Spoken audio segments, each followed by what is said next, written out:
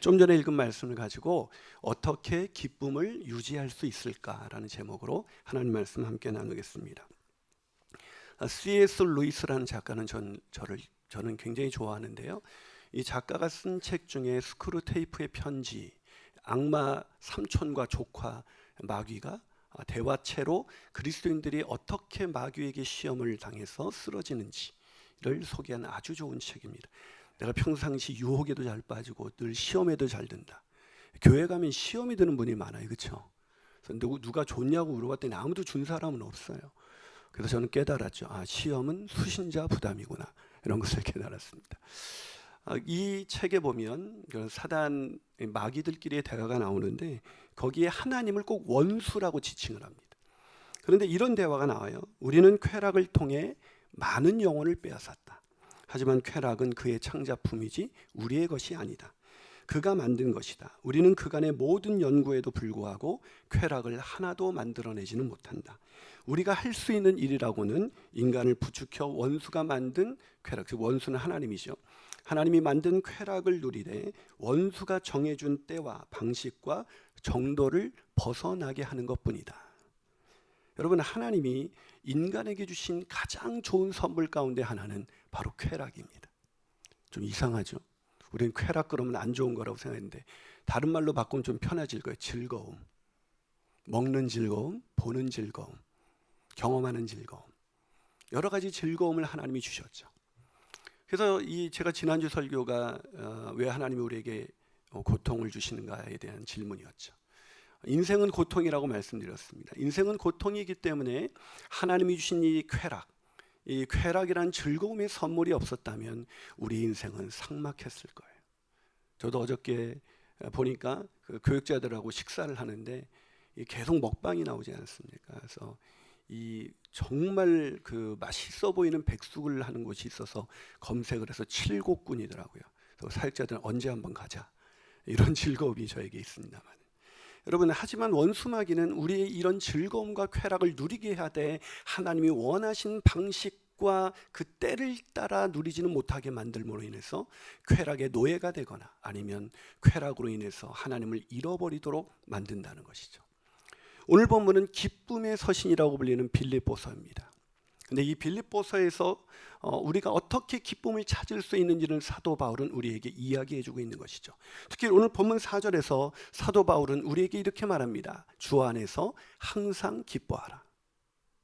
여러분, 이게 말이 돼요? 어떻게 항상 기뻐할 수가 있겠어요?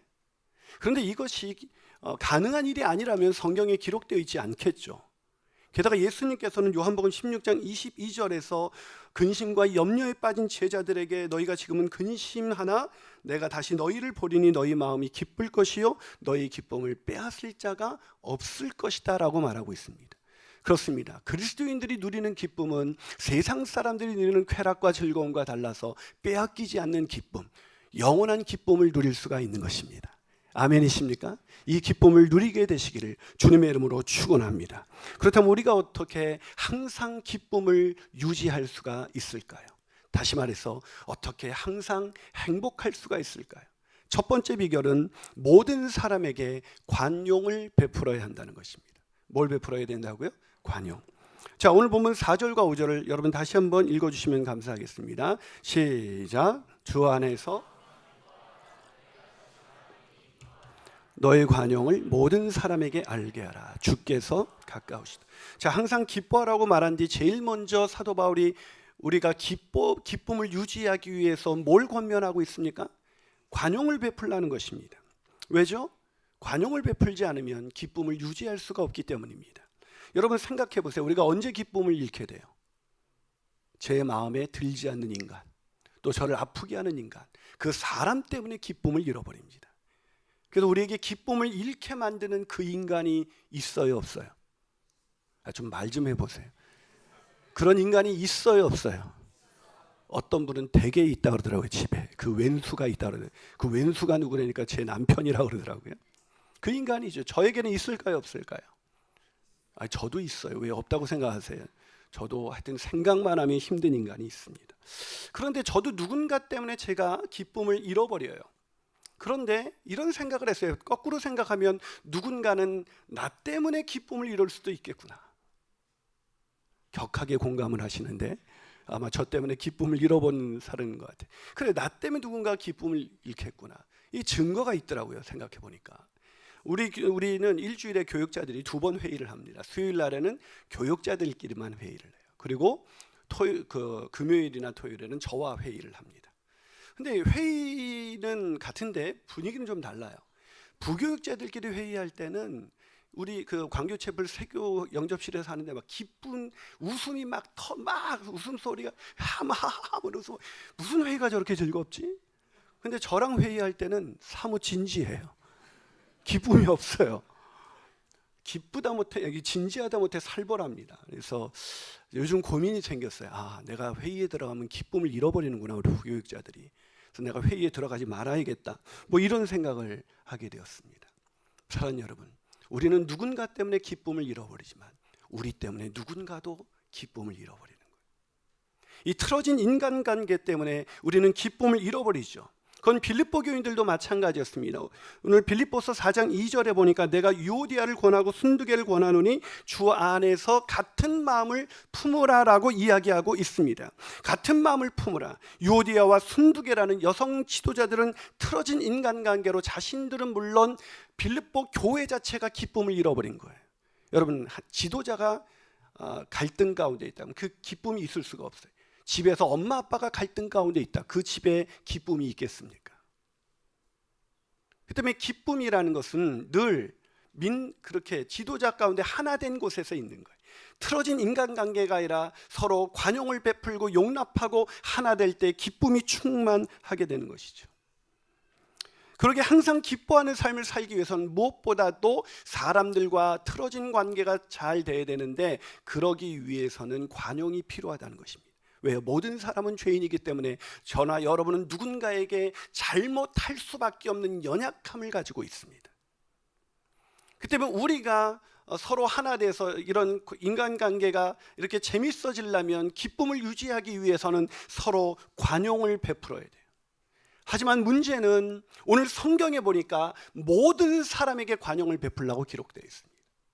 어떤 사람에게 관용을 베풀려면 우리는 베풀 수 있어요. 하지만 모든 사람에는 누구도 포함되어 있습니까? 내가 도저히 용납할 수 없는 사람, 나를 정말 힘들게 한 사람도 포함되어 있기 때문에, 심지어 원수도 포함되어 있기 때문에 우리는 모든 사람에게 관용을 베풀라는 이 메시지는 사실 받아들이기가 어려워요. 저도 목사이기 때문에 사실 그래도 꽤 많은 사람에게 관용을 베풀고 살아가고 있습니다. 도저히 믿기지 않는다는 표정인데, 그럼에도 불구하고 저도 정말 관용을 베풀기 어려운 사람이 있어요. 그 사람은 정말 안 되겠다, 내 마음을 지속적으로 아프게 하는 사람에게는 제가 도저히 관용을 베풀 수가 없어요. 그런데도 불구하고 오늘 성경은 우리가 관용을 베풀어야 한다고 저희에게 말씀하고 있습니다. 왜요? 관용을 베풀지 않으면 그 한 사람만 떠올리면 내가 가졌던 모든 기쁨이 순간 사라지거든요. 그래서 얼굴이 심각하고 표정이 굳어져 있는 사람은 마음에 들지 않는 사람이 그만큼 많은 거예요. 근데 이상하죠. 나이가 들고 저도 이제 50대 중반이 되지 않습니까? 아마 세교우들은 아직도 놀라실 텐데 나이가 들어가면서 점점 제 경험, 제 생각, 제 기준에 의해서 사람을 판단하게 돼요.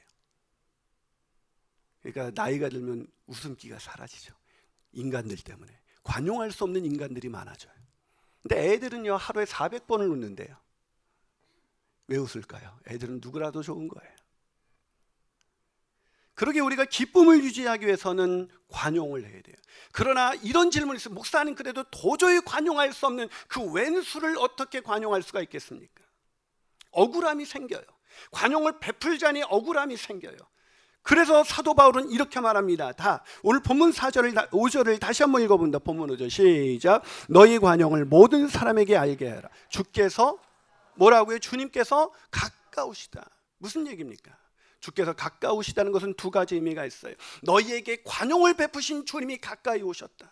우리도 주님 앞에 얼마나 많이 잘못하며 살아갈 수밖에 없는 인간입니까? 그럼에도 불구하고 오늘 우리가 여기서 주님과 교제하고 그분을 만날 수 있는 것은, 그분이 우리를 기쁨으로 대하는 것은 그분이 우리를 관용해 주시기 때문인 것입니다. 아멘이십니까?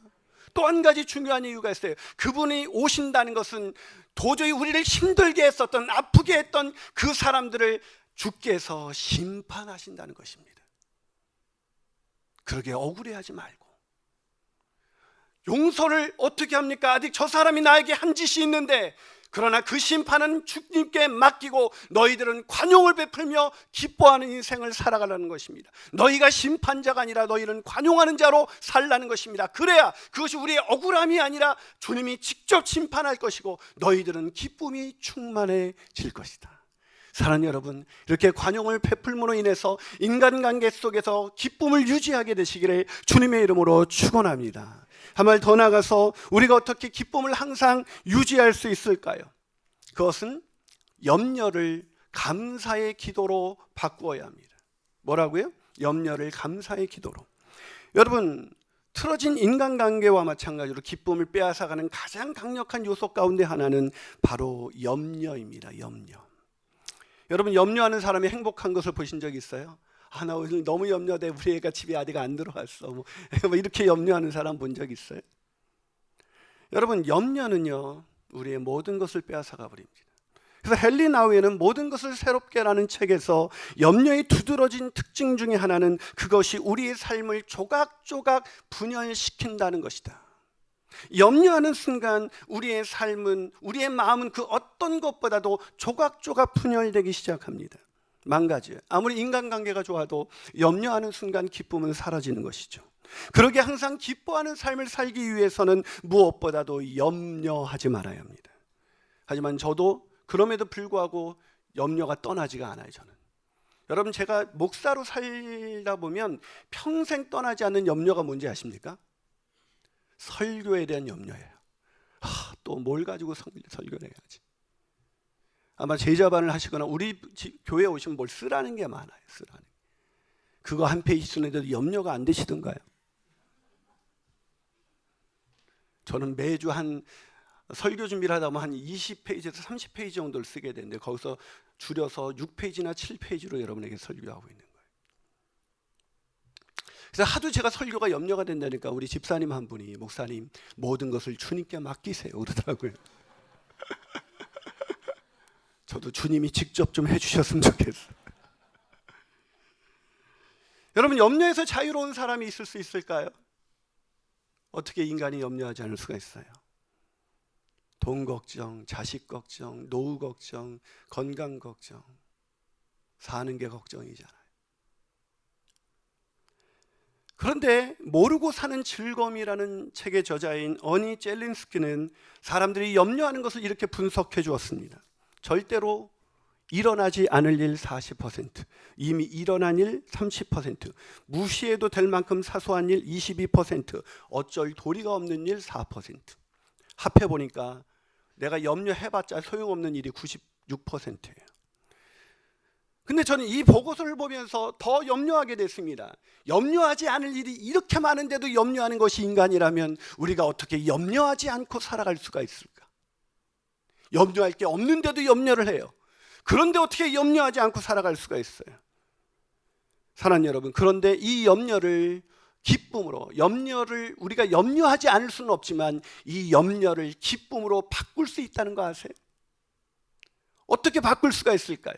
자, 오늘 본문 6절과 7절입니다. 자, 본문 6절, 7절 다 같이 있습니다. 시작. 아무것도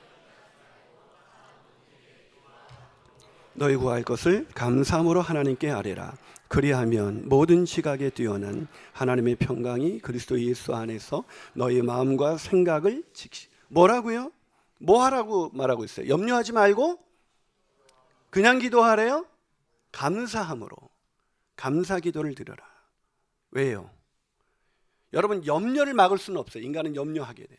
그러나 염려하는 순간 그것을 기도로 바꿀 수는 있습니다. 염려하는 순간 감사의 제목을 생각하면서 기도하는 순간 놀랍게도 염려가 사라지는 것을 경험하게 됩니다. 경험해 보셨습니까? 여러분, 감사 기도는 염려를 퇴치하는 가장 강력한 백신인 거예요. 그래서 여러분 마음 가운데 염려가 떠나지 않는다는 것은 염려할 수 있는 상황 때문이 아니라 감사하며 기도한 지가 오래됐다는 것입니다.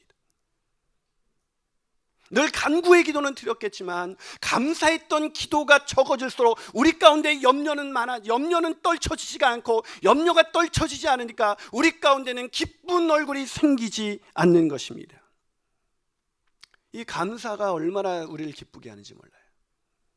근데 감사할 게 없어서 감사할 수가 없대요. 아니요, 감사는 감사거리가 있을 때 하는 것이 아니라 감사할 것이 전혀 없을 때 감사가 절실히 필요하다는 걸 아세요?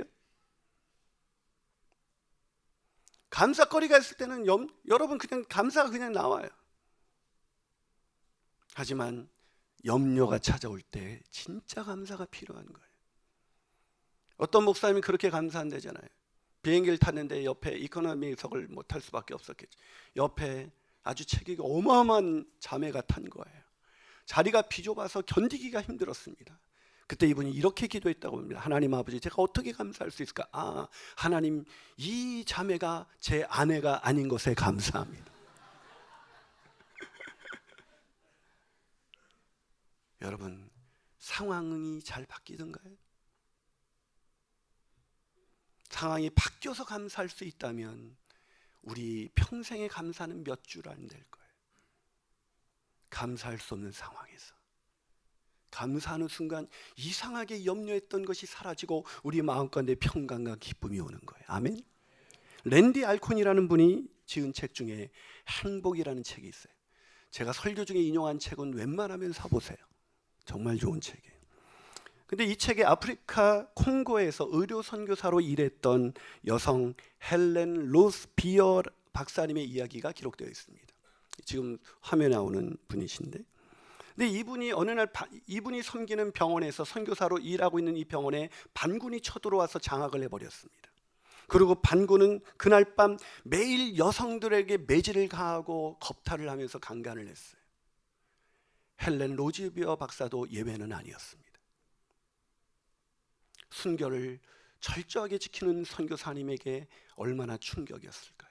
그날 그 첫 밤 이런 기록을 헬렌은 남깁니다. 철저히 혼자라고 느껴졌다.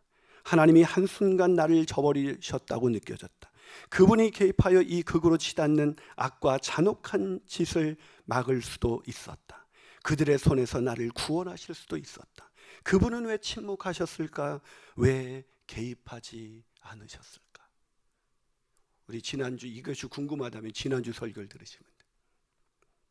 그러나 그 끔찍한 시련 속에서 이 헬렌 박사님은 기도하기 시작합니다. 그리고 그녀는 하나님께서 이렇게 말씀하시는 것을 느꼈습니다. 헬렌아, 네가 감사할 수 있겠느냐? 어떻게 감사할 수가 있어요? 하나님 좀 이상한 분이에요. 이렇게 응답하셨어야죠. 이렇게 말씀하셔야죠. 헬렌아, 얼마나 힘들었니? 내가 개입하지 못해서 미안하다. 근데 하나님은 도리어 헬렌아, 네가 나에게 감사할 수 있겠느냐? 헬렌 박사는 황당했지만 그날부터 감사하며 기도하기 시작했습니다. 그리고 이렇게 기록했습니다. 치유와 해방은 내가 이렇게 아뢰는 순간에 시작되었다. 주님, 저를 믿어주시고 이런 경험을 허락하신 주님께 기꺼이 감사를 드리겠습니다. 끝내 제게 그 이유를 말씀해 주지 않으신다 해도 말입니다. 상황은 하나도 달라지지 않았지만 주님이 그 상황 속에서 나를 변화시켰다. 여러분, 뭐가 이 헬렌 박사님의 삶을 바꿨어요? 상황이 아니라 감사의 기도였던 것입니다. 그렇습니다. 우리는 시련 때문에 절망할 수 있고 수많은 일로 염려가 떠오르는 것을 막을 수는 없어요. 그러나 우리가 할 수 있는 것이 있습니다. 그것은 기도입니다. 도저히 이해할 수 없는 상황에서, 염려가 떠나지 않는 상황 속에서 감사하며 기도하는 것입니다. 그렇게 할 때 도저히 인간의 생각과 그 관념으로는 상상할 수 없는 하나님의 평강과 기쁨이 우리의 마음을 지배하게 될 줄로 믿습니다. 염려하지 말고 감사함으로 기도하는 저와 여러분이 되시기를 주님의 이름으로 축원합니다. 마지막으로 우리가 어떻게 항상 기쁨을 유지할 수가 있을까요? 그것은 자기 생각에서 벗어나 주님 안에 있어야 합니다. 뭐라고요? 내 생각에서 벗어나 주님 안에 있어야 합니다. 말씀드린 것처럼 틀어진 인간관계와 힘든 상황이 기쁨을 앗아가기에, 기쁨을 유지하는 비결은 바로 관용과 감사입니다. 하지만 문제는 그게 잘 안 된다는 거예요. 우리를 힘들게 하고 아프게 한 사람을 우리가 어떻게 관용할 수가 있겠습니까? 아니, 견디기 힘든, 이해될 수 없는 상황 속에서 어떻게 감사 기도가 나올 수가 있겠습니까? 그런데 놀랍게도 사도 바울은 그게 가능했습니다. 아니, 어떻게 그게 가능할 수 있었을까요? 우리가 당한 고난과 당한 아픔이 그에게는 없었던 것일까요? 아니요, 그렇지가 않습니다. 아시는 것처럼 사도 바울은 누구보다도 힘든 고난과 역경과 사람들의 투기와 분쟁과 질투 가운데 있었던 사람입니다. 그를 미워하고 투기하며 분쟁하는 사람들, 그를 힘들게 하고 지치게 하는 사람들은 물론 끊임없는 수고와 가난, 아니 늘 죽음의 위협 가운데 처해 있었던 사람입니다. 지금도 그는 여전히 감옥 안에서 내일을 기약할 수 없는 상황에 있었습니다.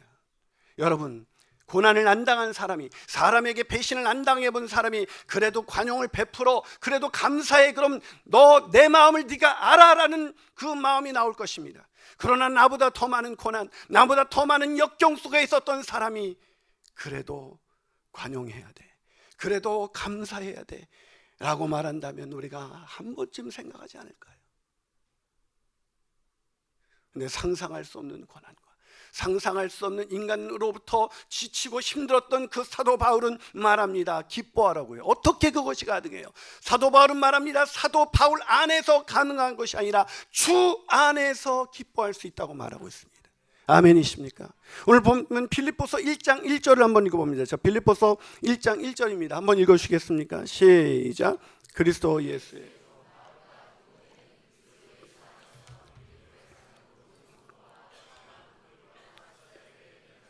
자, 다시 한번 읽습니다. 그리스도 예수의 종 바울과 디모데는 어디 안에서요? 예수 안에서. 그리스도 예수 안에. 여러분, 사도 바울이 지금 어디 안에 있습니까?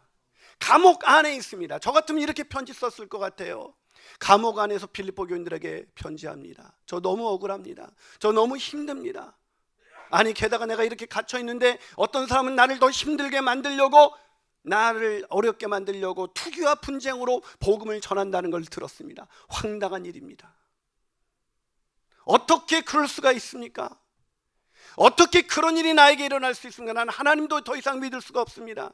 평생을 주를 위하여 고난당한 나에게 하나님은 이 마지막 순간까지 왜 이 문제를 해결하지 않는 것입니까? 저 같으면 그렇게 썼을 것 같아요. 근데 사도 바울은 어떻게 기뻐하라고 그렇게 쓸 수 있었던 걸까요? 그것은 자신의 생각 안에 있었던 것이 아니라 주님 안에 있었기 때문입니다. 그 생각 안에 있었다면 그 인간의 생각으로는 도저히 관용할 수도 감사할 수도 없었을 것입니다. 그러나 자기의 생각에서 벗어나 주님 안에 있을 때 그 주님이 어떤 분이십니까? 도저히 관용할 수 없는 나를 관용하신 주님, 도저히 용서할 수 없는 나를 위하여 십자가를 지신 주님, 나보다 더 많은 고난과 나보다 더 많은 힘든 위기 가운데 있었던 주님,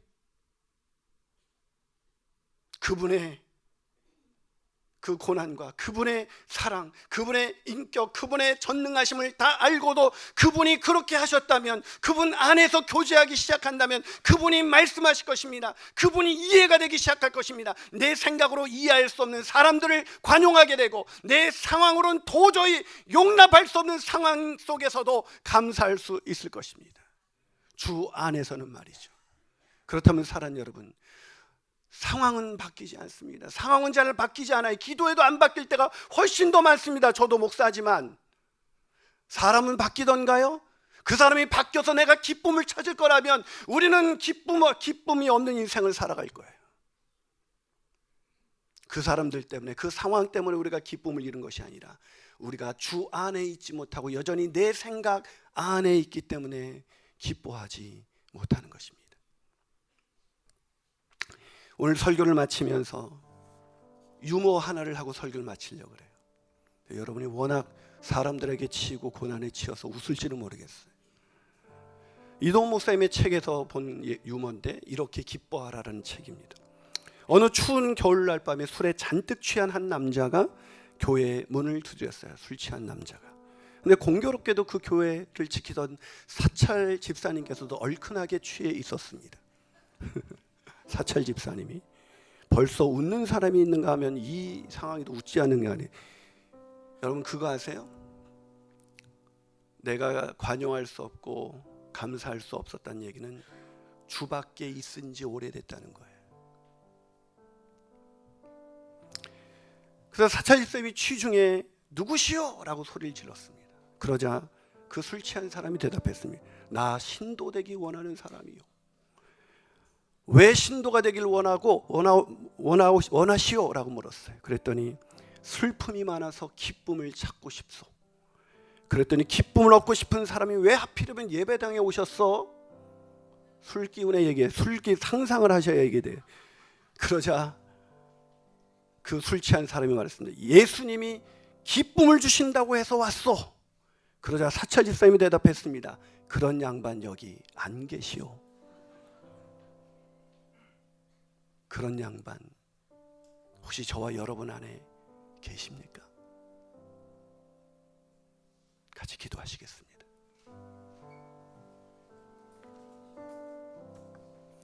사랑하는 여러분, 그런 양반,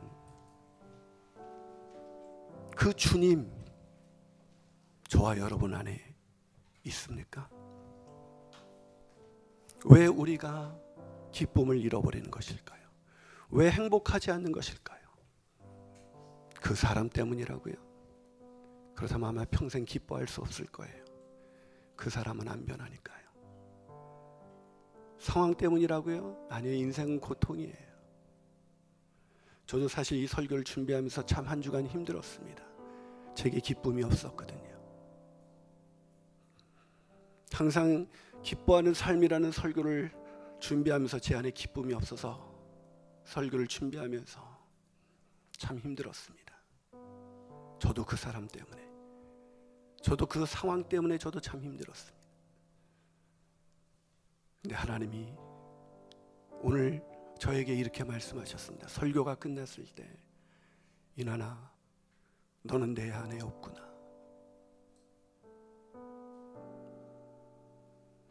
아무리 한 주간 기도가 이것이었습니다. 설교를 준비하면서 주님 내가 주 안에 있고 싶어요. 내 생각에 몰입하지 않게 하시고 주님 안에 있기를 원합니다. 그래도 기쁨이 주님 안에 있다는 확신이 안 들었어요. 그때 메시지 성경을 읽어보니까 항상 기뻐하라는 이 부분이 항상 찬양하라로 되어 있더라고요. 그래서 찬양을 부르기 시작했어요. 그 찬양은 이것이었습니다. 주 안에 있는 나에게 딴 근심 있으랴. 십자가 앞에 나가 내 짐을 풀었네. 사랑하는 여러분, 주 안에 있는 자에게 기쁨이 있습니다. 그 기쁨을 누구도 빼앗을 수가 없을 것입니다. 우리 그 찬양하면서 주님 앞에 나가도록 하겠습니다. 주 안에 있는 나에게, 주 안에 있는 나에게 딴 근심이 있으랴. 십자가 밑에 나가 내 짐을 풀어. 다시 한번 고백합니다. 주 안에 있는 나에게, 주 안에 있는 딴 근심이 있으랴. 십자가 앞에 나갑니다. 십자가 밑에 나가 내 짐을 풀었네. 우리 손을 높이 들고 주님을 찬송하면서 할렐루야 할렐루야 할렐루야 할렐루야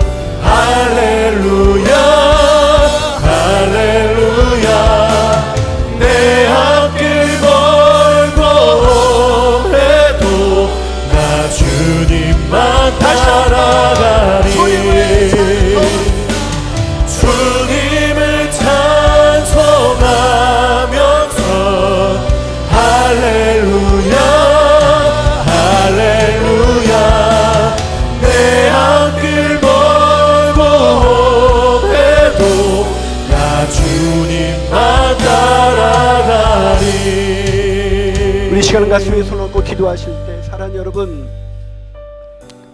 그 사람이 나에게 기쁨이 주는 사람으로 바뀌지 않습니다.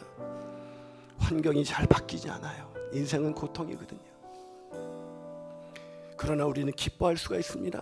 사람들 보세요. 그렇게 많이 갖고 있고 그렇게 많이 누려도 기쁨이 없는 사람들의 모습을 보지 않습니까? 왜 그럴까요? 그들이 주 안에 있지 못하기 때문입니다. 그러나 어처구니 없는 것은 교회 다니는 사람이 그리스도인들이라고 부르는 사람에게 기쁨이 없다는 것입니다. 이게 말이 됩니까? 기쁨이 없는 것은 우리가 그만큼 주님과 떨어져 살고 있다는 얘기입니다. 내가 주님 안에 거하고 있지 않다는 얘기입니다. 오직 내 생각 안에 갇혀 있다는 것입니다. 그러게 하나님, 내 생각을 깨우치기를 원합니다. 생각이 안 깨지십니까? 아무리 주님 안에 있고자 해도 내 생각 안으로 돌아오는 나를 발견하지 않아요. 제가 그랬습니다. 한 주간.